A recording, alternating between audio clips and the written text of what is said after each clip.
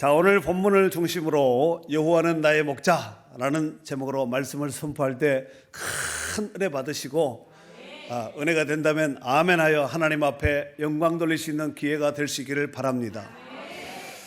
본 시는 다윗이 지은 시로서 시편 총 150편 가운데서 백미라고 할 수 있으며 수많은 성도들이 가장 많이 애송하고 애창하는 시라고 볼 수 있습니다. 자, 그리고 본 시는 다윗이 지었는데 다윗은 이새의 7번째 아들입니다.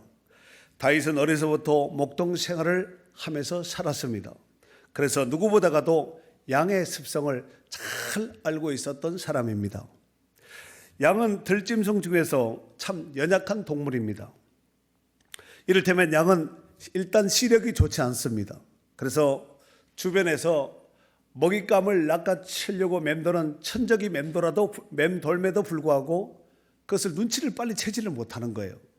그리고 다리가 짧아서 쇼다리입니다. 그래서 천적이 나타난 것을 감지하였음에도 불구하고 빨리 도망갈 수가 없습니다. 그리고 양은 공격용 무기가 없습니다. 그러니까 천적의 눈에 띄면은, 그러니까 천적이 먹잇감을 삼아야 되겠다 하면은 거의 잡혀 먹는 것이 대다수라는 것입니다. 이러보건대 이 모든 것들을 종합해 볼 때 양처럼 연약한 동물이 없다는 것입니다.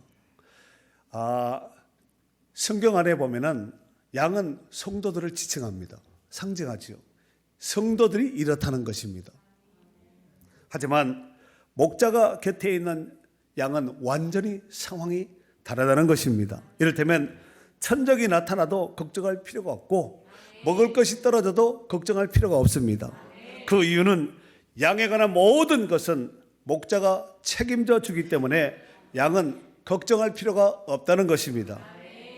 다윗은 양과 목자의 관계를 잘 알고 있었기에 양 같은 자신의 인생 여정이라 할지라도 여호와 하나님께서 목자가 되어 주셨기에 부족되지 않는 삶을 살았다고 고백하였고 이후에 남은 인생도 하나님께서 목자 되시는 하나님께서 인도하여 주실 것을 믿고 오늘 본시로 고백하고 있습니다.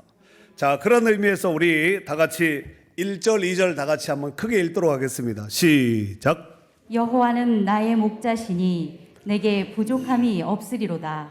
그가 나를 푸른 풀밭에 누이시며 쉴 만한 물가로 인도하시는도다. 아멘. 그렇습니다. 오늘 본문에 보면은 여호와는 나의 목자라 그랬지요. 여호와는 누구의 목자라고요?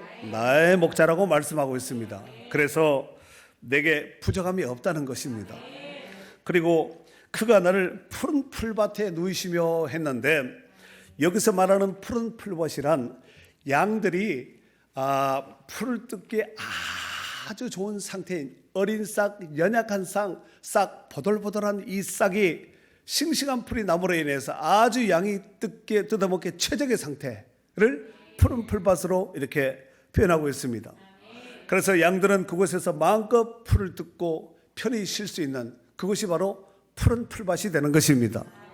만약 양들이 거하고 있는 지역에서 만약에 양들이 풀을 다 뜯어먹었어요. 그러면은 이동을 해야 되는데 목자가 책임져야 될까요? 양이 책임져야 될까요?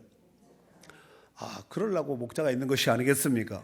그러니까 목자는 고민하겠죠. 이 양들이 이곳 주변에 풀을 다 뜯어 먹었으니 또 어디로 가야 될 것인가? 동쪽을 가야 될 것인가? 서쪽을 가야 될 것인가? 남쪽을 가야 될 것인가? 북쪽을 가야 될 것인가? 방향 선정을 하고 그리고 어느 정도의 거리에 있는 어느 곳으로 갈 것인가? 이걸 목자가 고민하지 않겠습니까? 그리고 양들은 풀을 다 뜯어 먹은 뒤에는 반드시 해야 되는 것인데 그것이 뭐냐면 물을 마셔야 됩니다. 그때에 목자는 양들을 몰아서 쉴 만한 물가로 인도한다는 것입니다. 그렇다면 왜 목자가 그냥 물가가 아니라 쉴 만한 물가로 인도할까요? 여기서 쉴 만한에 해당되는 단어가 메누호트라는 단어를 쓰는데 뜻은 쉴 곳, 위로, 평안, 안식이라는 뜻을 가지고 있습니다. 그러니까 양은 겁이 너무너무 많기 때문에 급물살이 흐르는 막 물이 막 콸콸콸 쏟아지는 이 폭포수 같은 내지는 급물살을 타는 이런 물가는 무서워서 가까이 가지 않습니다. 그래서 목자는 양이 가장 최적의 환경 속에서 물을 마실 수 있는 장소인 흐르는 듯 마는 듯, 그냥 보면은 멀리서 보면은 흐르지 않는데 가까이서 가면은 이렇게 살 흐르는 물이죠. 이런 잔잔한 물가로 양들을 인도한다는 것입니다. 그래서 그곳에서 물을 마음껏 마시게 한다는 것입니다. 우리 인생 여정 가운데서도 여호와 하나님께서 우리 인생 가운데 목자가 되어 주신다면은 우리는 참된 안식과 평안과 또 쉼과 또 누림을 통하여서 우리 하나님께서 우리를 그곳으로 인도하여 주실 줄로 믿습니다. 그리고 이것은 하나님 나라를 예표하는 거예요. 이 쉴만한 물가는 하나님 나라를 예표하는 것입니다. 그래서 그곳은 빛과 사랑이 언제나 넘치옵니다 하고 찬양하지 않습니까? 사실 연평균 강수량이 600mm 정도, 이렇게 600mm 정도에 불과한 이 팔레스타인 지역에서 맑은 시냇물이 흐르는 쉴만한 물가를 찾는다는 것은 말처럼 쉽지 않습니다. 웅덩이는 많은데 흐르는 물을 얘기하는 거예요. 양은 물이 있는 곳이 어딘지를 몰라도 목자는 물이 흐르는 이 잔잔한 시냇물이 흐르는 이곳을 목자는 정확히 알고 있습니다. 그래서 목마른 양들을 위하여 목자는 쉴만한 물가로 인도한다고 오늘 다윗의 시편 가운데서도 이같이 고백하고 있는 것입니다. 양들은 그곳에서 마음껏 물을 마시면서 행복한 이런 시간을 보내게 되는 것입니다. 그리고 저녁이 되면 안전한 우리간으로 목자가 양들을 다 인도해서 드리는 것이죠. 그리고 양들은 그곳에서 편히 쉬며 안식을 누리게 되는 것입니다. 이러건대 목자 곁에 있는 양은 어떤 상황을 만난다 할지라도 걱정할 필요 없고 두려워할 필요가 없고 염려할 필요가 없다는 것입니다. 왜냐하면 양에 관한 모든 것은 목자가 다 책임을 지기 때문에 그렇습니다. 양은 목자가 할 고민할 필요도 없고 염려할 필요도 없고 목자 곁에 붙어서 모든 것을 누리기만 하면 되는 거예요. 사랑하는 성도 여러분, 그런데 여기서 중요한 것이 있습니다. 그것은 양에게 있어서 이 모든 것을 양이 누릴 수 있는 절대적인 조건이 뭐냐면은 반드시 목자 곁에 있어야 되고 목자의 인도함을 받아야 된다는 사실입니다. 바로 그 양이 목자로부터 모든 것에 부족함이 없는 풍성함을 누리게 될 줄 믿습니다. 사랑하는 성도 여러분, 다윗은 그 하나님을 목자로 삼았기에 자신의 인생 여정 속에서 부족함이 없는 삶을 살았고 시시각각으로 불어닥치는 이런 위기와 난제, 어려움 앞에서 두려워하지 않는 삶을 살 수 있었다는 사실입니다. 이 복된 은혜가 오늘도 말씀을 듣는 여러분 가운데도 함께 하시기를 바랍니다. 자, 오늘 본문 4절 5절을 다 같이 한번 읽도록 하겠습니다. 4절 5절이에요. 시작. 내가 사망의 음침한 골짜기로 다닐지라도 해를 두려워하지 않을 것은 주께서 나와 함께 하심이라. 주의 지팡이와 막대기가 나를 안위하시나이다. 주께서 내 원수의 목전에서 내게 상을 차려주시고 기름을 내 머리에 부으셨으니 내 잔이 넘치나이다. 아멘. 자, 양들에게 있어서 오늘 본문에 보면은 내가 사망의 음침한 골짜기로 다닐지라도 이 골짜기가 나오지 않습니까? 양들에게 있어서 이 골짜기를 만나면은 양은 그냥 100% 죽게 되어 있습니다.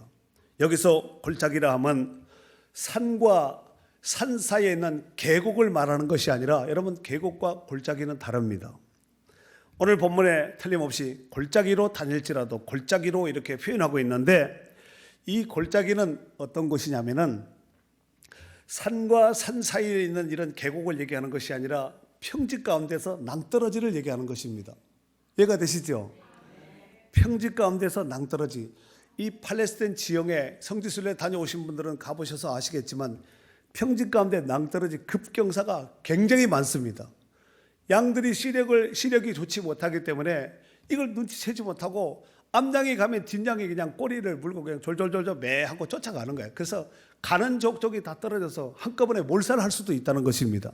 그래서 목자들에게 있어서는 양들이 그 골짜기에 빠지지 않도록 하기 위해서 굉장히 신경을 많이 쓴다는 것입니다.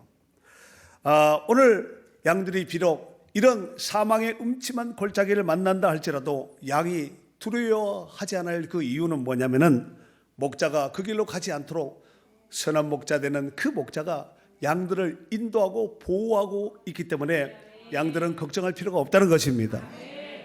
그리고 혹여나 사나운 맹수나 천적이 주변을 양 주위를 맴돈다 할지라도 목자는 지팡이와 막대기로 맹수와 천적으로부터 양들을 보호하기 때문에 양들은 걱정할 필요가 없다는 것입니다. 걱정해야 돼, 하지 말아야 돼요. 특별히 다윗은 양들을 지키는 그 과정 속에서 틈틈이 연습한 것이 있는데 바로 물맷돌을 돌렸습니다. 지팡이와 막대기는 가까이 있는 천적, 가까이 있는 위험 요소를 물리치는 도구라면은 물매는 멀리 있는, 그러니까 가까이 오기 전에 멀리 있는 천적이나 이런 맹수들을 물리치기 위해서 물매를 던지는데 다윗이 아마 그랬을 거예요. 처음에는 어떤 나무, 큰 굵은 나무를 표적을 해서 던져서 잘 맞으면은 나무에다가 돌 딱 올려놓고 아마 돌렸으리라 생각돼요.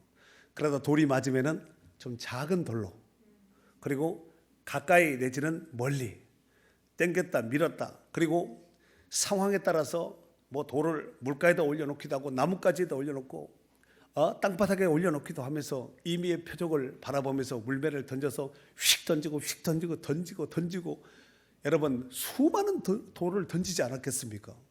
양들을 보면서 다윗이 물매 연습을 그렇게 했다는 것입니다.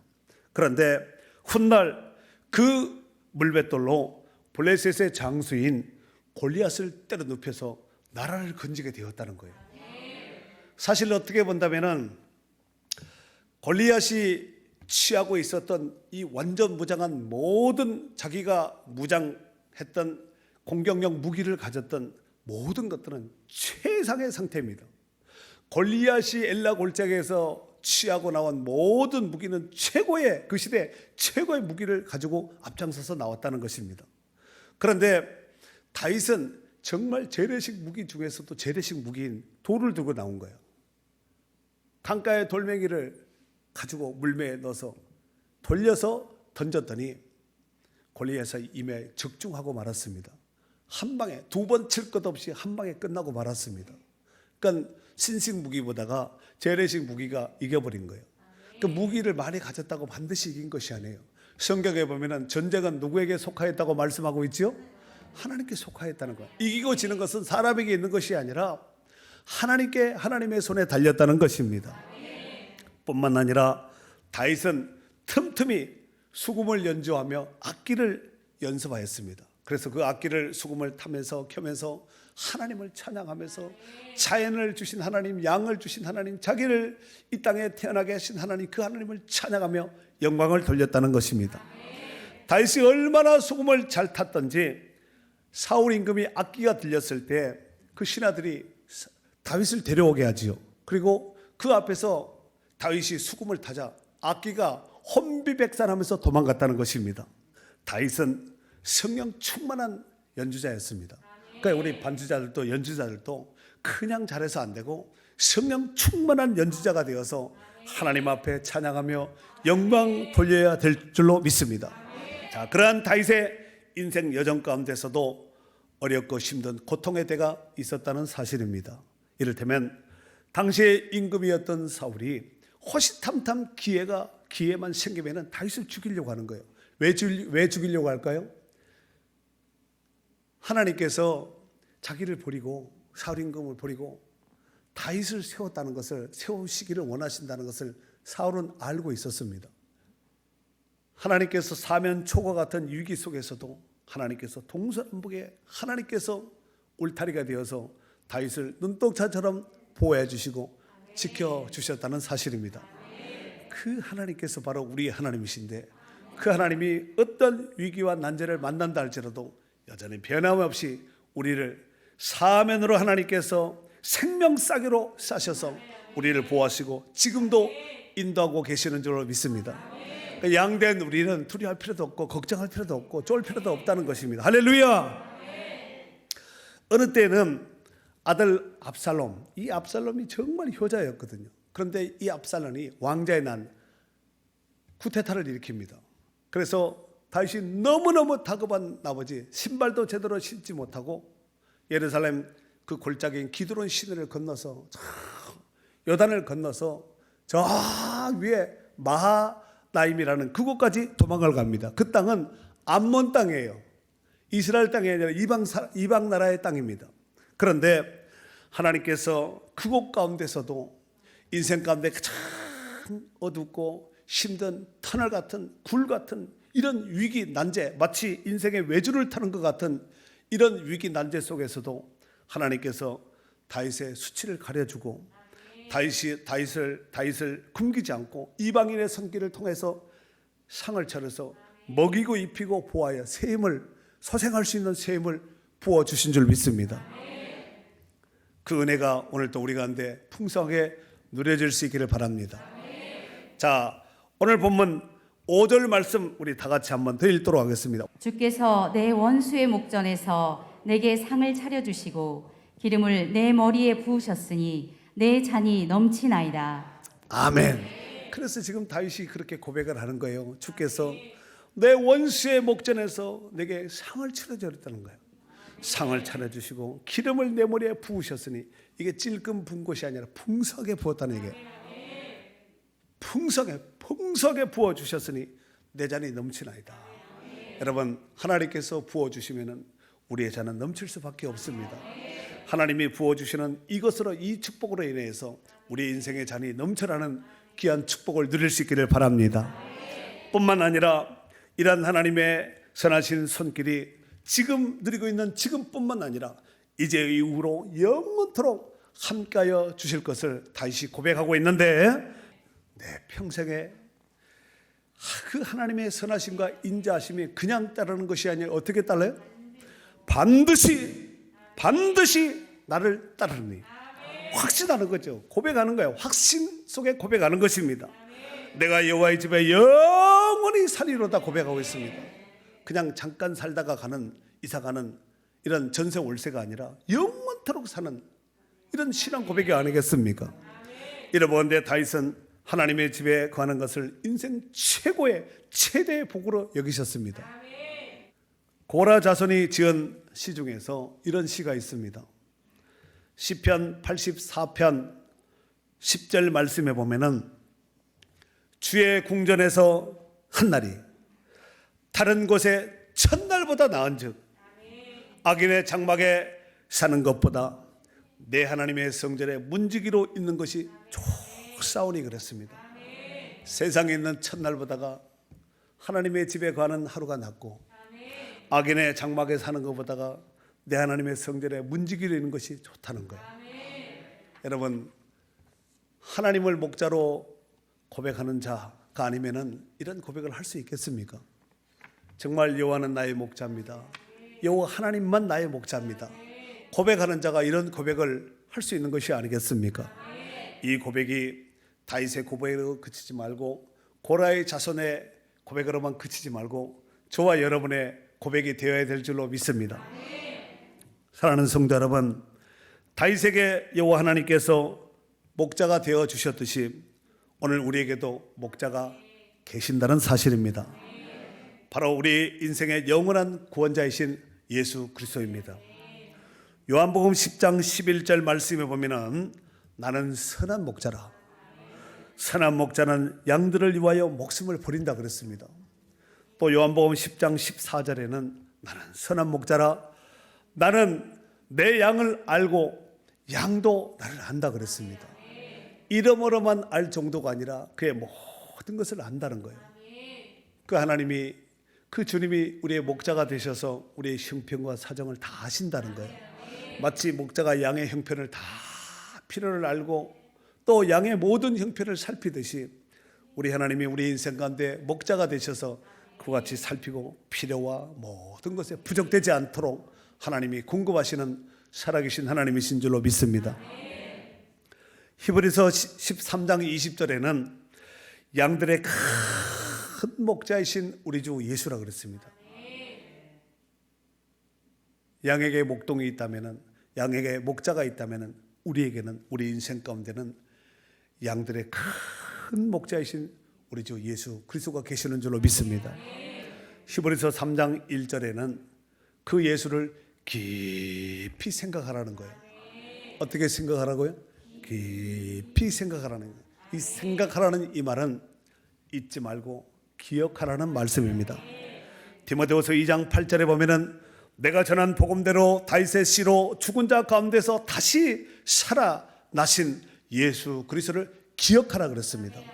죄인 된 우리를 그 억만 죄악 가운데서 구원하여 내시고 우리에게 참된 안식과 평안과 쉼을 허락하신 그 예수 그리스도를 잊지 말라는 말씀입니다.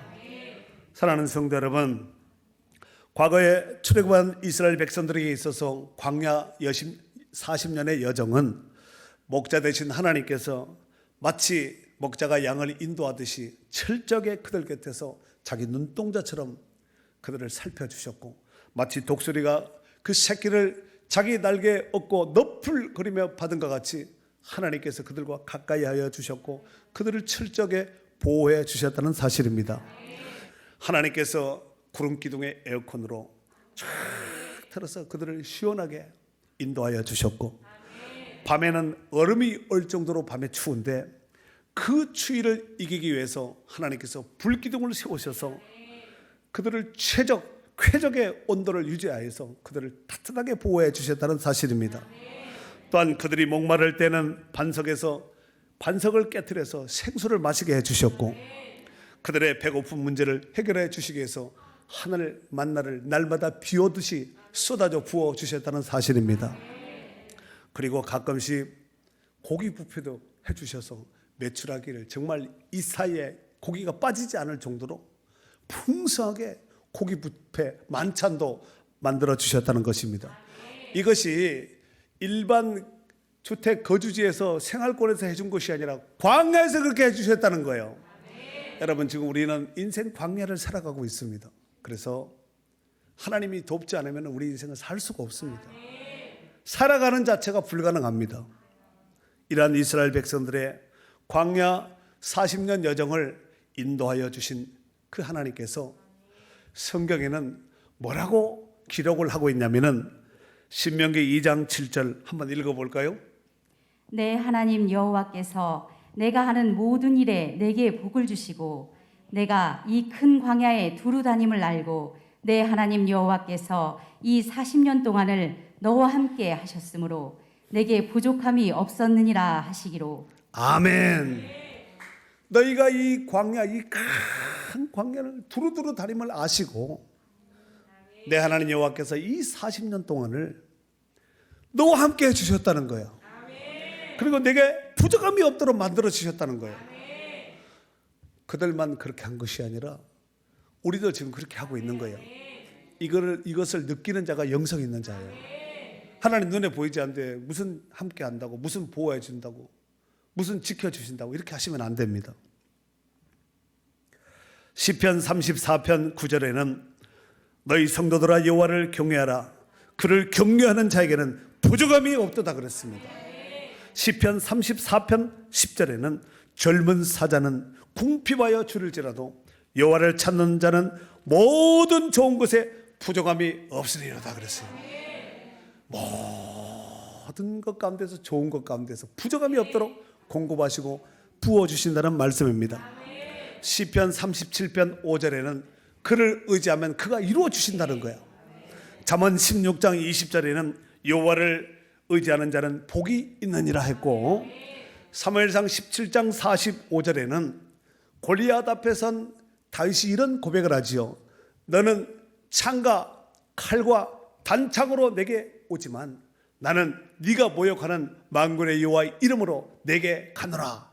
오늘 본문의 다윗은 여호와 하나님을 목자라 삼음으로 인하여서 부족함이 없는 삶을 누렸다고 고백하고 있습니다. 하나님은 다윗에게 목자가 되어 주셔서 부족하지 않는 삶을 살게 해 주셨습니다. 그렇다면 여러분의 인생 가운데 부족되지 않는 것을 채우시는 목자는 누굽니까? 남편입니까? 아내입니까? 직장입니까? 사업자입니까? 자녀입니까? 집입니까? 그 어떤 권력입니까? 명예입니까? 여러분, 이 땅에 인생을 살아가면서 눈에 보이지 않는 눈에 보이는 육신의 정욕과 안목의 정욕과 이생을 따라 살면서 거기에 매여서 연연하지 말고, 비록 우리 눈에는 보이지 않지만 이 모든 것을 창조하시고 지금도 역사하시고 주관하시는 그 하나님을 의지하며 그 하나님을 목자로 삼으면서 사는 자들이 복이 있다는 것입니다. 그 하나님께로부터 공급하는 온갖 좋은 것 가운데서 부족되지 않는 삶을 누리며 온갖 부여 속에서 하나님을 찬양하며 영광 돌릴 수 있는 축복된 성도들이 될 수 있기를 주의 이름으로 축원합니다. 축원합니다.